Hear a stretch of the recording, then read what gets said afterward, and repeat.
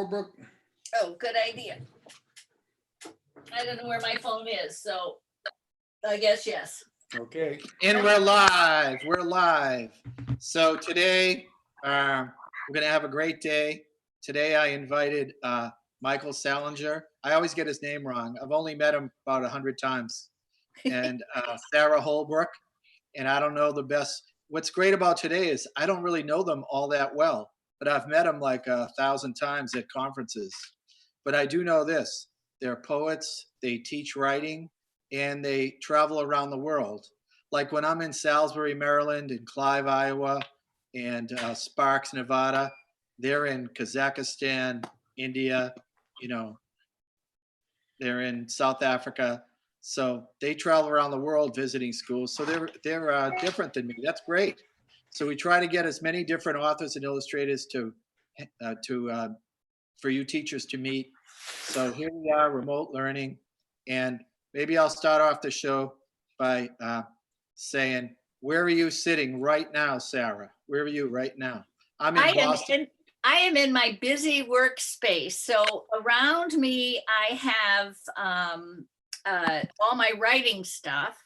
And then over here, I have my sewing stuff because I'm making masks and I have a roller chair. I go from this station to this station, to this station and back. I'm in Mentor, Mentor, Ohio. You're in what? Mentor, Ohio. It's an eastern suburb of Cleveland. Very nice. Hello, Cleveland. Come in, Cleveland. Come in, Cleveland. And Mike, are you in the same room or are you like on another part of the house? Where are you? I'm across the hall from Sara. Sara and I are a couple. We've been together for 23 some years now. But when we work, sometimes we work together, sometimes we work apart, sometimes we write together, sometimes we write apart. When we write our teacher professional books, those are always done as a collaboration, and we'll sit in our offices across the hall from each other and email back and forth things that we're doing, giving each other assignments. So I'm across the hall from Sara right now in front of my own computer, and this is my office. And I think that having separate offices is one thing that has helped us stick together for 23 years instead of having, so it gives us a little breathing space here. And I too have transitioned to become a seamstress. I am helping Sara as we're making these masks. We got a nurse coming to pick some up today, and we're shipping them all over the country. We're just keeping ourselves busy. So that's where we are, and that's what we're doing at this instant. And Michael, I'll tell the audience, you're also a welder. I'm a welder. I do metal sculpture. Later on, we can show a couple of your things you welded. We can actually show him welding if you want. I have a little video. Oh, you got a video? Well, you got a video of me cutting. You don't have a video of me welding. Oh, that's true, because that would hurt my eyes. But I do all kinds. This is an example of something. I made giant hanging monkeys out of this. So these guys are like the old barrel of monkey guys. I've got about 10 of these hanging around my office right now. So I have to be honest, when I met you and talked to you about writing books, I never imagined that you make steel monkeys. I just never imagined it. And I have stolen a few monkeys in my day as well. So that's steal and stolen. Yeah. So Sara, did you grow up in Cleveland?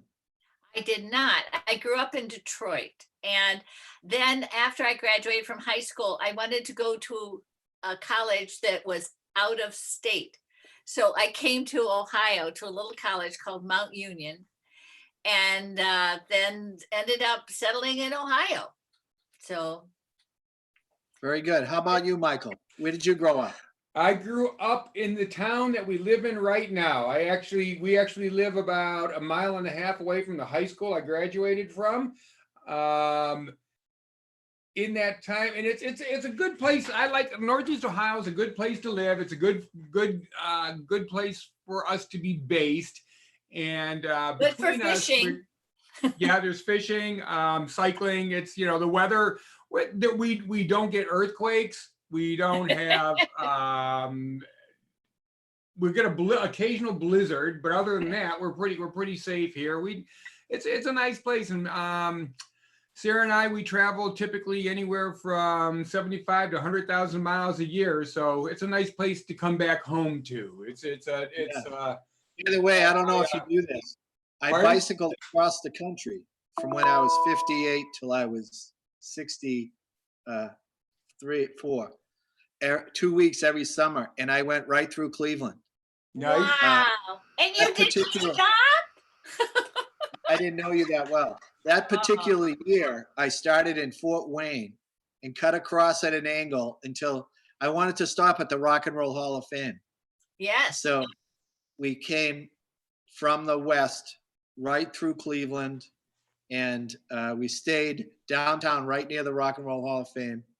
Me and my buddies that biked with me bicycled. We didn't have a support van. We were just by ourselves, but Right. we would stay in hotels. And then the next day we biked out along the lake and went up. It was up towards Erie. It was really, really beautiful. I've been on that route a lot of times. One of the rides that we do is from here to Pennsylvania and back. When we do century rides, 100-mile rides a couple times a year. I'm with a group of people here now. One thing that was really interesting that I found science-wise is that there aren't going to be any group rides for a while because social distancing, that 6-foot rule, when you take it and you put it in the aspect of drafting in a bicycle, it becomes 25 feet you need to be apart. So and the same with running, it's got a longer, so we're gonna have to do a lot of solo riding in the next couple of months. But it's safe to get outside in the sun by yourself. Go outside, get some sun. It's good for you. All right, you two, who wants to go first? Talk about your career, your writing career. Well, we thought we would kick off with a poem out of our new book, which is titled Dreaming Big and Smal. And the title, so we'll start with the title poem, and then we will both talk a little bit about how we got started as writers. And then we have some poems to share for you that we think go with the times. So let's, let me figure out this screen saving thing here. Sharing and the PowerPoint. Share.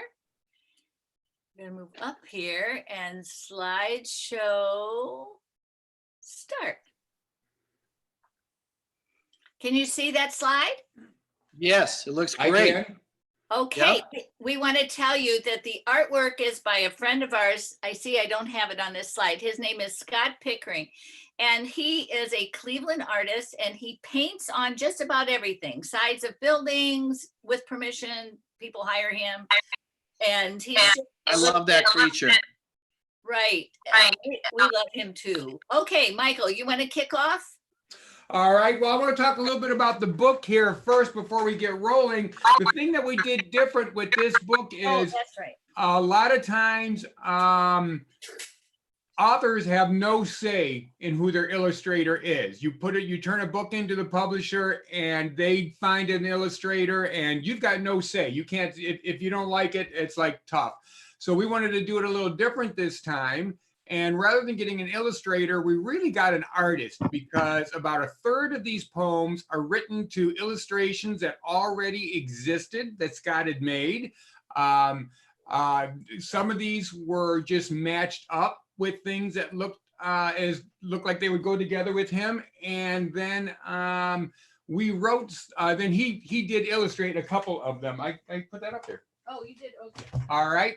So we're going to start. This is the title poem from Dreaming Big and Smal. As soon as I see Sara Holbrook reappear at her desk, I will begin it. Okay, I'm ready. All right. Dreaming Big and Smal. Backflips. A solo act. Flying high. Barefoot grass. Waffles with syrup. My name on a star. A new box of crayons. An avatar. A standing O. The winning goal. 10,000 likes. A fishing pole. Anything with sprinkles. Counting clouds atop this wall. Wings spread wide, dreaming, big and small. So this is basically a list Oh, poem, and thank this you. is something that we would work with students about. And all this really is just it's kind of a preface to what the other poems are going to be about in this piece. And one of the, I suppose if there is an upside to being in a quarantine, is we all have time to do a little daydreaming, right? Our lives are usually so busy. So I think we should spend a little time every day just kind of mind cruising. And before we And- get into more poems, Sarah, I think Jerry was asking us to talk a little bit about how we became writers and what we do. And I think you were going to go first. Okay, I am. So this is a copy of a journal I started when my children were small. Writing poems at the kitchen table, and I have 2 daughters, and you can see on the left how they were illustrating my poem. And this is really how I got started. And you can kind of tell how old they were from their artwork. And this poem, They were in their 20s. Yeah, no. But in this poem,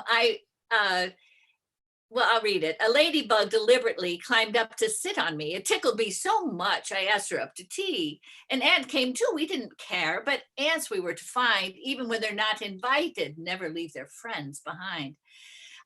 This is when I thought little girls had tea parties. It was before soccer practice started and I got into the real world.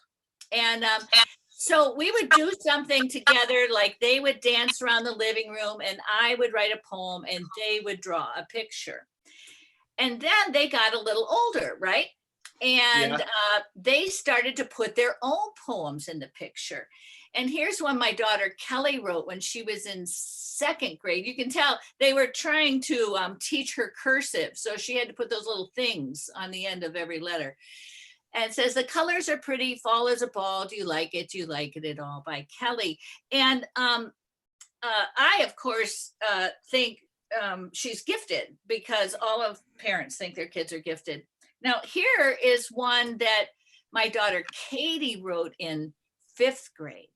And she says, separation is when bubblegum is pulled off your lips. Separation is when your favorite ball falls out of your mitts. But the worst separation is when the 2 most favorite people have arguments and fits. Even with all your advice and tips, it all comes out to the worst separation ever. And I think it's evident Katie's father and I got divorced. Now, the upside to that, of course, it was tragic when it happened, is later on in life I met Michael, right? So a lot of times good can deal come on her from part. bad. Right. And but this became our family poetry book. And that is really how I started. And my very first poetry reading was a slumber party. And now, who do you think this guy is? Oh, wait, let me help. There. All right, so that is me. That is me when I was at St. Gabriel's Parochial School in 4th grade. And the reason we use this picture is that is the year that I had my first poem published in a national magazine. Now, if I had that fabric, I would make masks out of that. That's great fabric. That is. Yeah. And That's a great. When I was in 4th grade, and my teacher sent a poem that I wrote about monsters going to a birthday party to Scholastic Magazine. And Scholastic Magazine published it. So I was a published poet in 4th grade.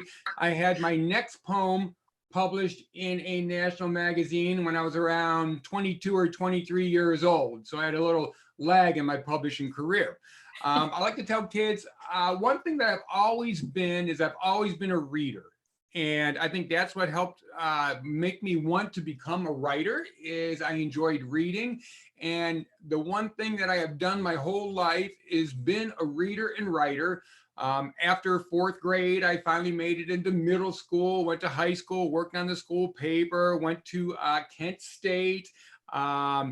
I played in a couple rock bands during the 80s and 90s, and eventually I became an engineer, and I worked as an engineer for 23 years. During that time as a quality engineer in the automotive industry, I was still writing, I was still performing poems. My work was mostly intended for adults, and I was doing things like poetry slams. I was competing on a national level as a performance poet. And then I met Sara Holbrook through poetry slams. She introduced me to going to a teacher conference. I went to the Michigan Council of Teachers of English, was the first conference I went to, and I did a presentation using surrealist parlor games to teach metaphor in the classroom. And as things rolled on, I started writing for kids, and Sara and I began collaborating on teacher books. And about 15 years ago, I was able to quit that day job as an engineer. And this is what Sara and I do full time when we're not in quarantine, is travel all over the world talking to teachers and students about using writing in the classroom. We've got 5 professional books with various publishers, and it's a really, really good job. When I was an engineer, every time my phone rang, someone was mad. Something terrible was happening, and it was my fault. Usually they fought, but now I go to schools and I get hugs from 3rd graders. So it's a way, way better job. And that's where we are. I think, Jerry, you came out of the corporate world too, didn't you, into children's literature? Yes, I was an insurance guy. When I got out of college, I was, I'm having technical difficulty here. I don't know if you can see me. Can you guys We see can me? see and hear you. Oh, that's good. Because my screen says sign into iTunes store and I can't get rid of it. Oh. Uh-oh, you can't see the things then. No, I can't right now. I'm trying to fix it. Yes, I was an insurance guy. I started out selling life insurance like most guys get out of college. They don't have a job.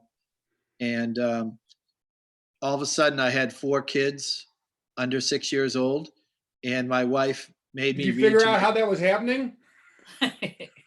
No, I never figured it out. So I'm sorry about this. This is driving me crazy. I can't get out of it. I don't know what I should do.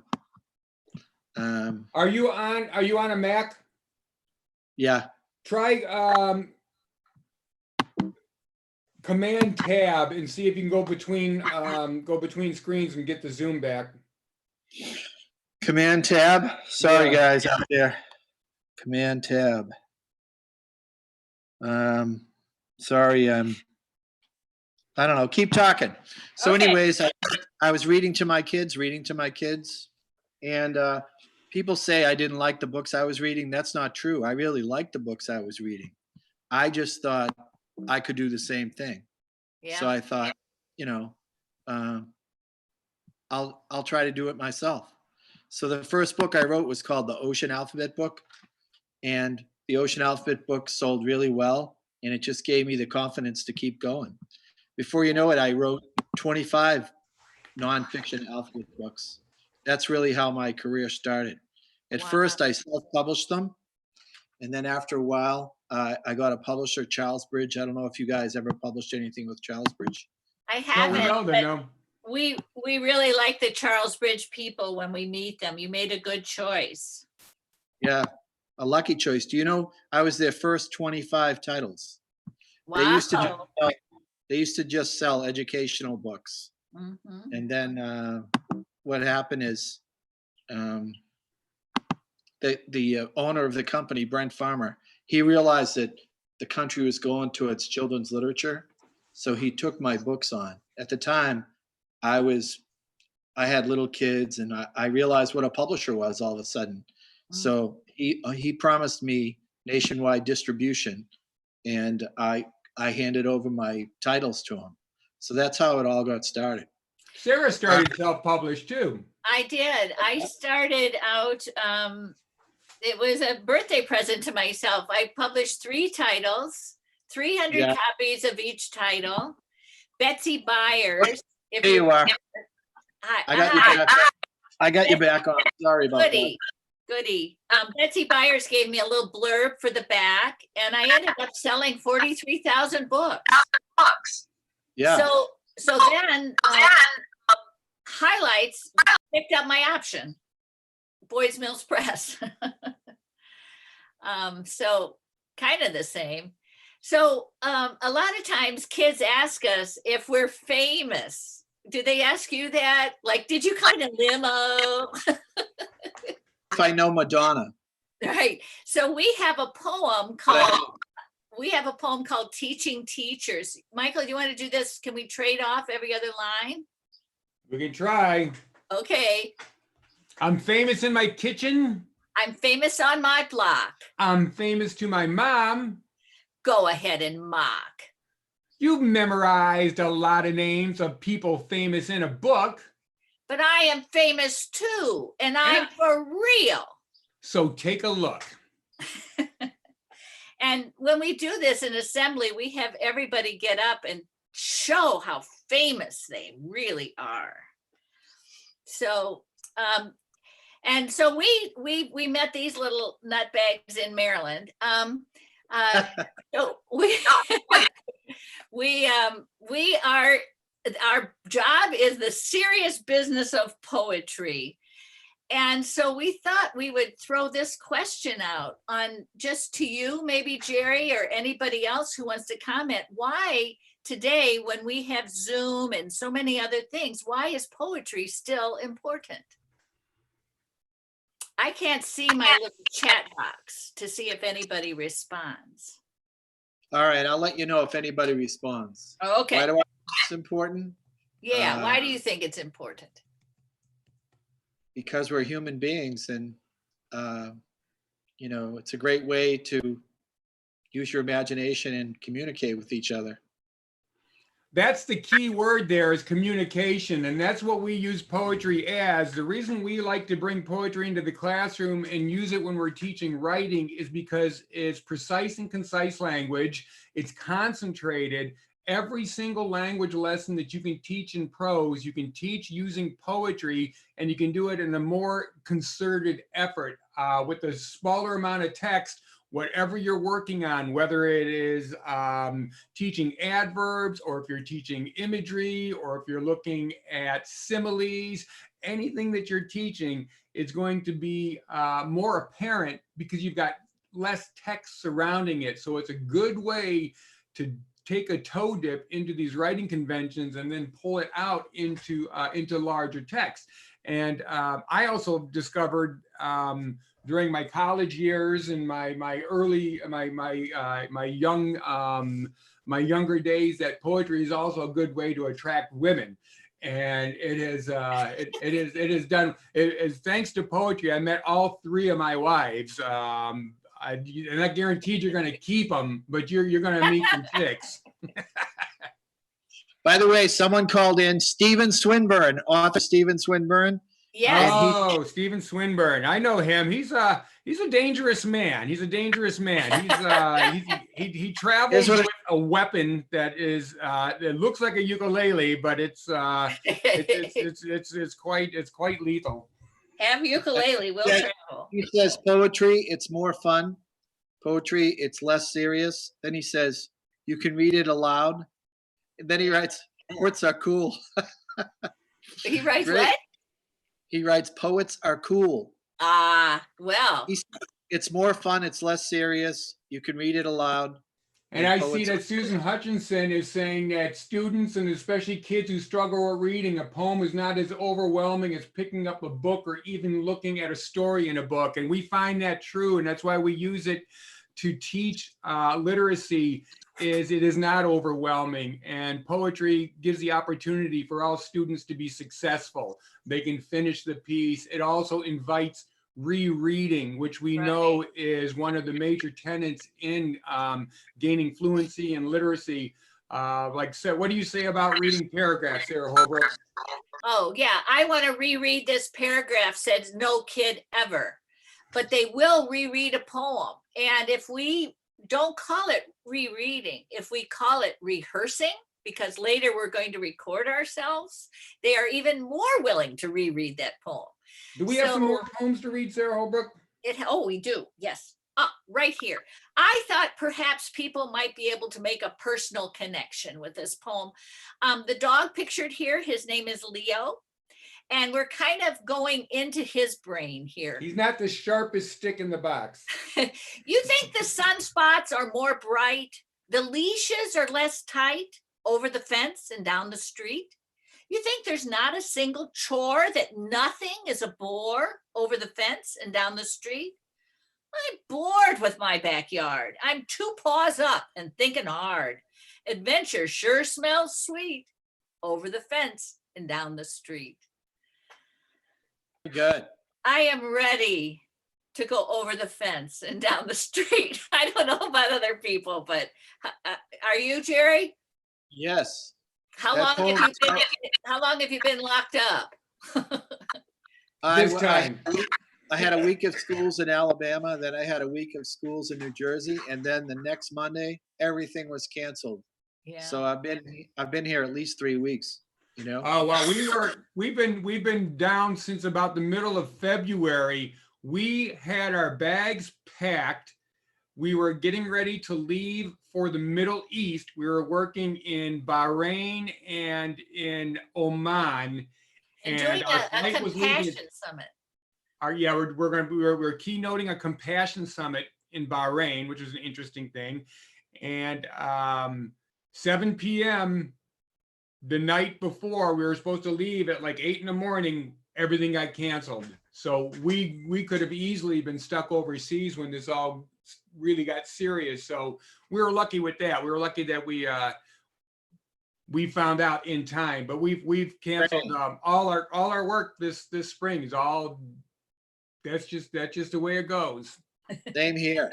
Stay home and be safe. Susan Oh. from Colorado says, kids also love listening for rhymes. So there you go. Yes, Exactly. when we ask kids often, what do you like about poetry? Rhyme is one of the first things they say, and that does not change until late middle school. Kids love rhyme, and if that's something they love, my feeling is, let's keep them engaged. Now, Michael, Exactly. are you We ready do have for we some have monkey lessons shine? though, because whenever we write with students, we always call our writing has the same title when we start. It's called version 1. And then we're going to move to version 2, version 3. Every little improvement becomes another version. And that way we get the kids embedding the idea in their mind that there's always going to be some sort of revision. So going back to rhyme, we always like to tell students, we don't worry about rhyming our poems until version 2 or 3, because we want to get the content first, and then we go back and try to work the rhyme in after that, so that we're not stuck just trying to think of a rhyming word rather than trying to think about what we're going to say. Would you agree with that, Sara Holbrook? I totally agree, but are you ready for some monkey shines? Okay, let's do some monkey shine. Yeah, we're ready. Okay. All right, this is a true story. I have found over the years, we've done a lot of travel in Southeast Asia and Africa where we have dealt with live monkeys. And I have found that the only people who really love monkeys are the people who have not dealt with real live monkeys in their life. So this is called Monkey Shines. Everything in this thing is true. Hey, Michael. Do not feed the monkey. Don't look him in the eye. Don't smile, even if you're happy. Let me tell you why. Monkeys are greedy and bad company. One treat won't satisfy. If you feed the monkey, monkeys are not shy. They'll reach into your pockets. They'll pry your glasses off your eyes. They've got sticky little fingers. You can kiss your bananas goodbye. Do not feed the monkey. Don't look them in the eye. Now, when we're working with schools and we're doing an assembly, this is a good poem that we can use as a barometer as to where the students are in figurative language. Because when I ask a student, what is the monkey in your life? who or what is the monkey that you don't want to feed? And fifth grade and down, the kids will be talking about maybe you don't want to feed my dog or you don't want to feed my sister kind of thing. But when you start getting up into middle school and upper middle school, they're starting to recognize metaphor.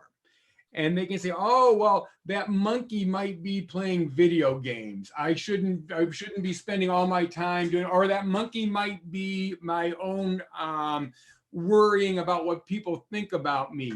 And that's another thing that poetry does well. We're able to work in and talk about that metaphor. And metaphor is a lot more complicated than just a comparison that doesn't use like or as. I always think that's funny when I run into someone who says, oh yeah, my kids understand metaphor. I taught that last week. It's a little more nuanced than that. And this poem has worked out as a nice one to gauge where the students are along on that understanding of figurative language. And it's right around, what do you think, Sarah? 5th or 6th grade it starts kicking in? Oh yeah, I would say more like 6th or 7th. 6th or 7, yeah, because it's a higher level thinking. Right. Yeah. Okay, let's move along. I thought when you invited us and said a whole hour, I thought, what are we going to say for an hour? Now we're halfway through our time and we need to move on. Here we go. Now, this is a poem I wrote to go with the artwork, right? And Scotty P, we call him, had painted on an old puzzle. And so I wrote a poem called Puzzled. And maybe, I don't know if this will work, but you could help. I will read the black words and whoever's listening can read the red words, all right? Puzzled, bewildered, stumped. Messed up. Lost, gobsmacked, doubt. Perplexed. Baffled, befuddled. Stuck. At a loss. Clueless. Confused, uncertain. What's next? I think we're all kind of in that place. Can you make a personal connection, Jerry? Yeah, I could. Yeah. Some of the books I work on, you get stuck, you're baffled, you're befuddled, you're stuck, you're at a loss, you're clueless. How did you write this poem, Sarah? What was your process? Oh, what I did was I used tools. I used a dictionary and a thesaurus. And then after I had my word bank together, I put them together, the words together in a way that I thought they flowed well.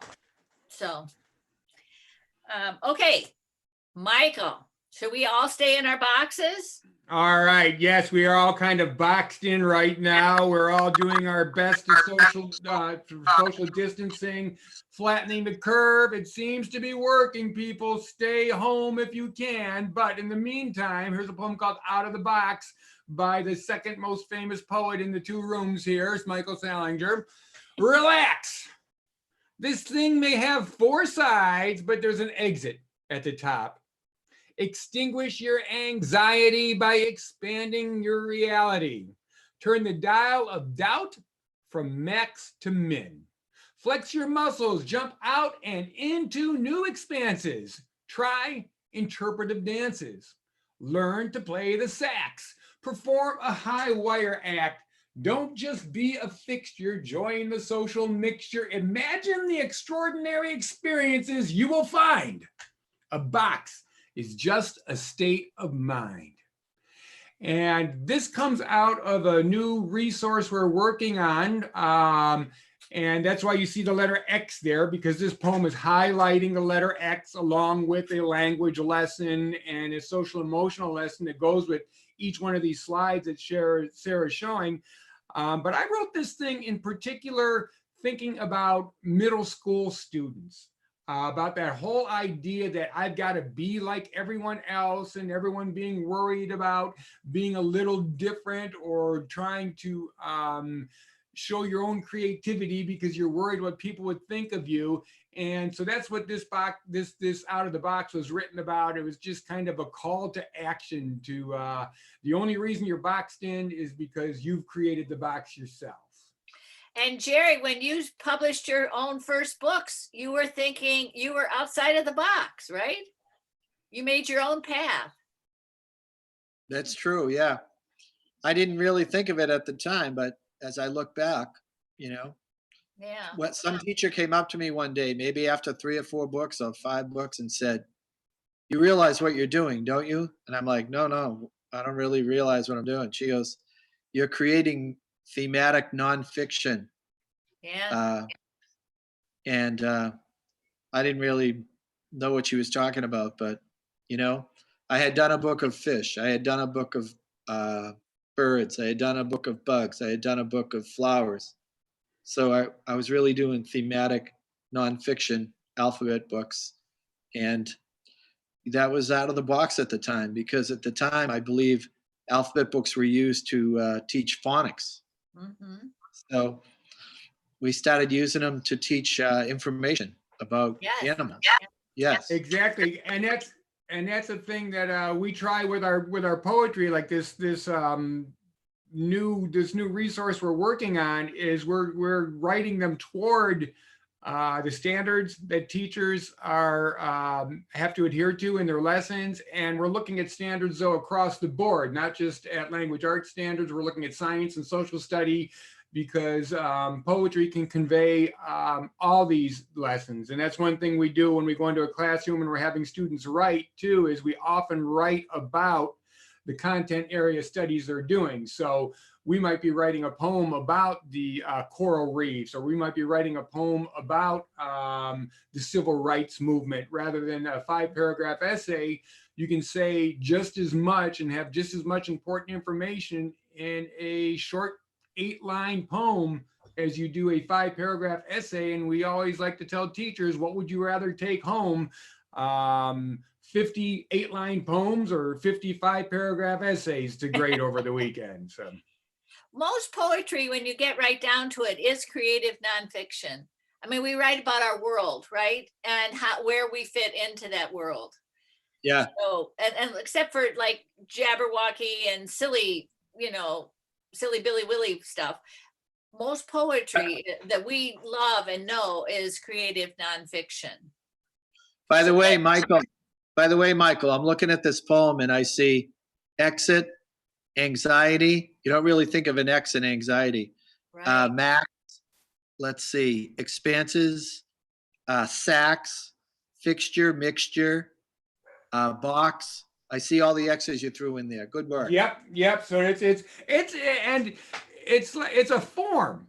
Basically, when we've created our own poetic form while we're working on this resource, because Sarah might tell me, this is exactly the way that this came out. I give assignments.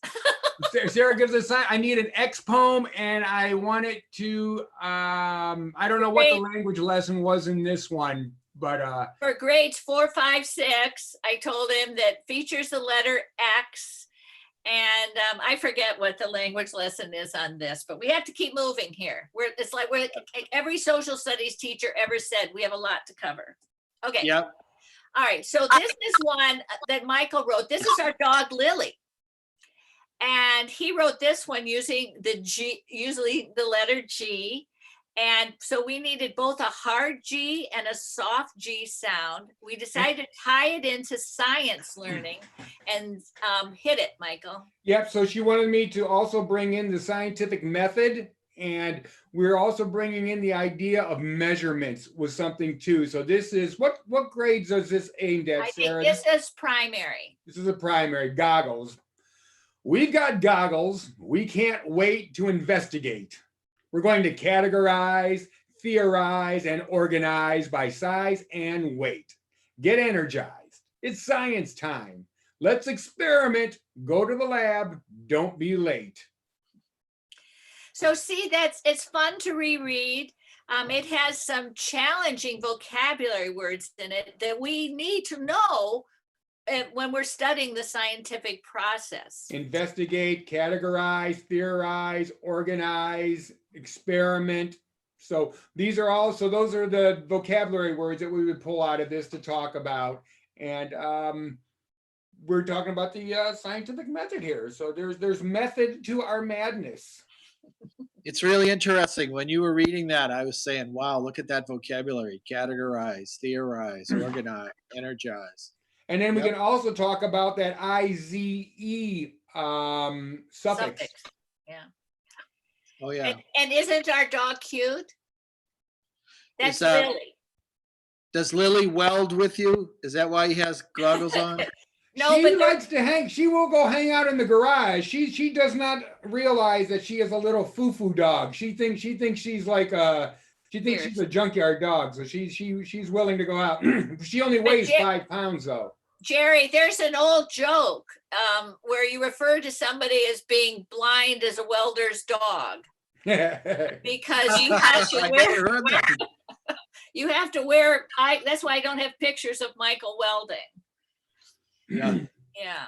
Okay. What do we have? Oh, Michael, here's another one of yours. I got another one. I'm doing all I these. don't All know. right. I threw them in and I wasn't paying attention whose poems were whose. Okay. All right. So this one's for old. This is older, right, Sarah? This is middle school. No. All right. Anxious. This is something that we might Grades be. 4, 5, 6. Okay. This is something I think we can all identify with right now. And this is another X poem. So we've got 7 different 7 levels grade for levels. this. Three levels, three levels, language learner levels for primary, and then 4 levels for the for middle school. But I'm a little anxious about what happens next. I'm not exactly sure what I should expect. I'm not excited with anticipation like for a birthday or a vacation. I'm not trying to make excuses, but this change could be extremely tough. I know it's time. I must adjust. Success comes when anxiety is mixed in with some trust. And we just got to kind of trust that what we're doing is social distancing, and what we're doing is going to work. We got to trust that. Okay. This one is about courage. And Jerry, I'm not hearing you now. I'm seeing your mouth move, but you're not saying anything. Is that right? Oh, there you are. There you are. Am I okay now? Yeah. Did you have Well, something we to can hear say? you. I don't know if you're okay. These poems are making me feel okay. Are they? Good. Well, I hope Yeah. this one makes you feel okay. This is By the way, this is Sarah, about having You gotta courage. save one for me to. You gotta save one for me to read. Oh, well, how about this? You want to read this one? Will I hurt your feelings if I read it? No, I'd like that. And pretend you're out on the water there. We took this looking out at this picture, looking out at Lake Erie, but you live on a different waterfront. I live on the Atlantic, right? Yeah. Okay, All hit it. right. In fact, right to my left, I can see the Atlantic Ocean. It says, "I know you, courage, how you ask for what's mine, how you swell in my chest, speak up, straighten my spine, and whisper in my ear. Okay, you say, okay, it's going to be okay. More than the shoe, the step, the doorknob turn, more than a precipice, a fall, a burn.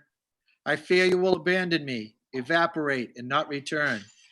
But every time when faced with choice or change, it's your voice that cuts through the clouds of gray. Okay, you say, okay, it's going to be okay."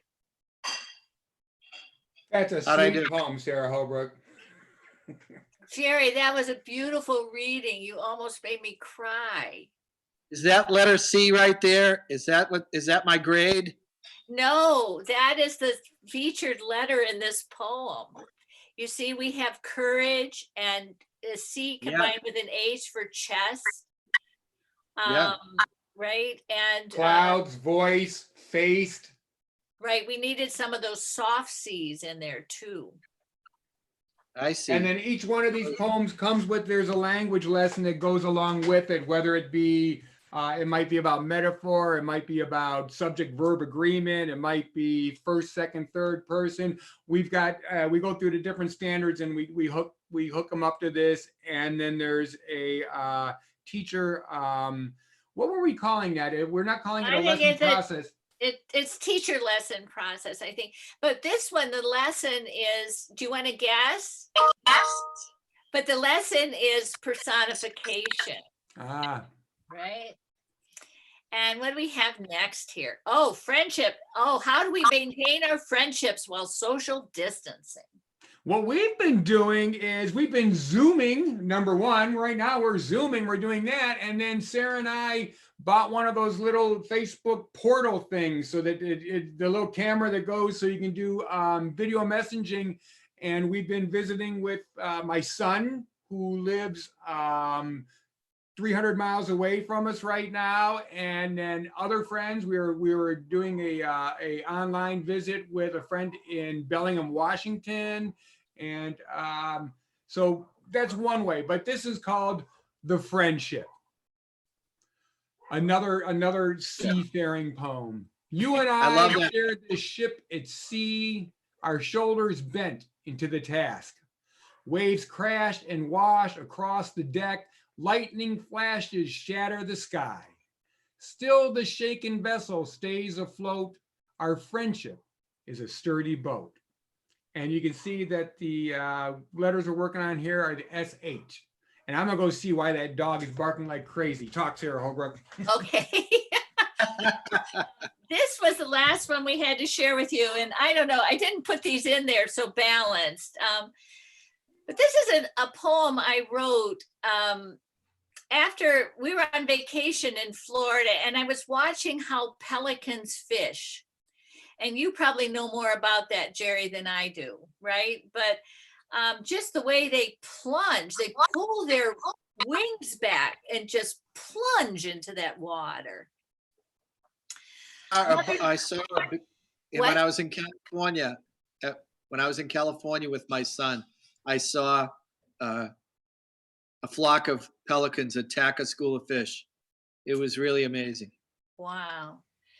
Well, that's kind of where poems are born for me a lot of times, is it's one little image that sticks in my mind. So that was the image in my mind when I wrote this. Mother Nature. He took over Mike. He did. Mother Nature is my mentor. She tells me I'll be back, even when my brain gets bruised and my heart takes 40 whacks. That when I kick up storms and my wind and hail bring rain, she shows me sun can shine after hostile hurricanes. That breathless cliff clinging highs and pelican plunging lows crest and fall like waves, and I can surf in this natural flow. That every stage seems reasonable if I look at life as seasonal. That what slips and goes deep finally rises, and what's dull hop toads with surprises. That even strip mine wounds can heal, and the promise of spring is real. That sand in an oyster may pearl, and that nothing's the end of the world. So Nice. Is that the end of our poems? that's the end of our poems. No, we have one more poem. You ready? Yes, Steve please. Swinburne has texted in, Yes. and he wrote a poem. He's trying to destroy our show, actually, I think. Is he? He wrote a poem called Mega Plops, right? Oh yeah, he's a poopy poet. Yep. He says, once a Tyrannus stopped and ate some Stegosaurus chops. At a perfect place, the T-Rex dropped a stinging pile of mega plops. So there you go. He wanted me to read There you that. go. Well, that's really good. So, You know, um, all these years that I met you all, and you would say, oh, we were just in, Oman, we were just in Kenya, we were just in, New Zealand, wherever you were. I just never imagined what you all did. And well, this is something that when I think of my own show and what I do, it's just totally different. is You know it? What do you do? learned today. You Huh? did? I learned today how terrific you two are. Oh, thanks, Jerry. Thanks, Jerry. We try. We have a good time. We love working with the kids. We love work. We're teacher think fans. every kid in Um, America should listen to you two. Seriously. Well, the one thing we do a little think you different than we're really into the teaching aspect. We really follow the trends of and keep up on the pedagogical research and And we have a lot of fun, Michael. You make it sound dreary. no, we have a great time and we have a lot of fun friends, you know. So Yeah. we're lucky to, Like Jerry. Yeah, like Jerry. We're lucky with who we get to work with and who so we've got it pretty good. We've got it pretty good.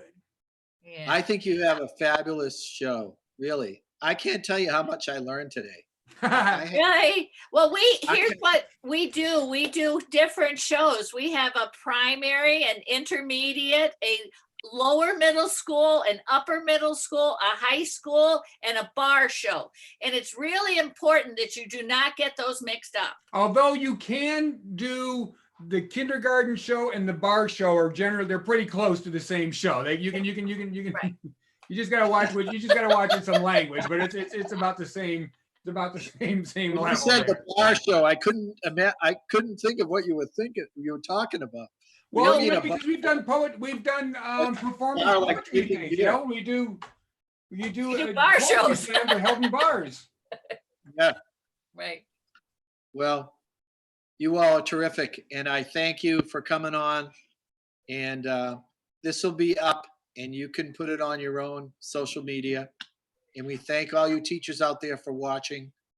And did you have any questions or anything else you'd like to say, Michael or Sarah? Just, No, I want to thank you for inviting us, and because we have been involved in our mask making to help with the effort, you know, and we're working put a on mask order on, right Sarah. now for 200 masks for a company where they're making parts for ventilators, right? So, Wow. but this reconnects us to who we really are, and so I really appreciate the opportunity to share some poems and refresh my heart thinking about poetry. Thank you. All right. So tell the audience your website. Tell the audience. Right. Thank you. It's outspokenlit.com. That's who you are, outspokenlit.com. Yep. Right. And Mike, how about you? Same? Same. Sarah and I are joined at the hip. That's it. Yeah. We got. I mean, we both got individual websites, but everything that we do, education-wise, runs through outspokenlit.com. All right. Hey, thank you, everybody. That was fabulous.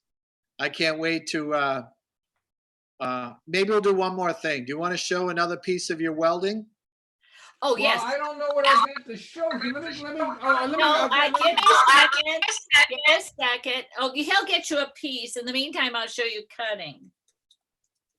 So for the audience out there, you know that I go lobstering, and I wrote a book called Going Lobstering, and I asked Michael to weld me a lobster in his style.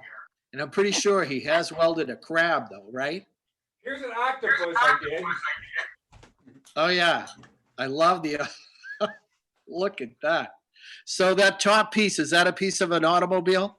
It's like an old spray can. It was a I think it's like a propane tank, like a small propane Yeah. tank. Wow, that thing is really terrific.